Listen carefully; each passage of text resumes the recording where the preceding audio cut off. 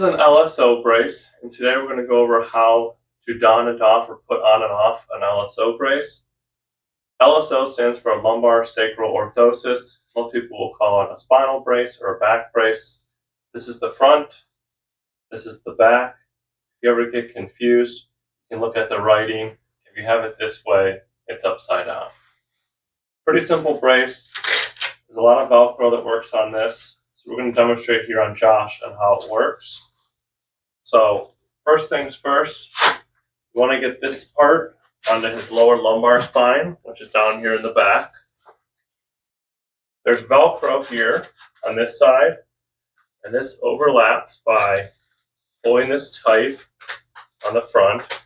We want to get this centered kind of just below his belt buckle here on the front. Then there's these two pull tabs, one on this side. If you turn this way for me, Josh. Another one on this side. And when we pull these, this is what really tightens down and snugs the LSO onto Josh's back. We have you turn. This is how you want it to fit. It's low on your lower back. Again, this is for your lumbar spine. And the idea with this is for patients that might be post-operatively out of surgery. They might have a fracture in the lumbar spine. Usually that's dictated by their diagnosis and the physician. You want to make sure that you wear like a t-shirt on underneath it. Don't want this against your bare skin. If food or dirt gets on it, just clean it with just mild soap and water. And typically this is worn for a number of occasions, but this is how you put it on and off. So you take it off. I'll have Josh spin here. We reverse the process.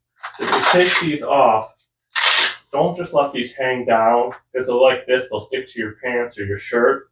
So I always tell patients, make sure you kind of stick them here to the side of your hips. Then release this, and then that's how the brace comes off. Pretty simple, yet effective. Again, this is called an LSO spinal brace, which stands for Lumbar Sacral Orthosis. That's how you easily put it on and off.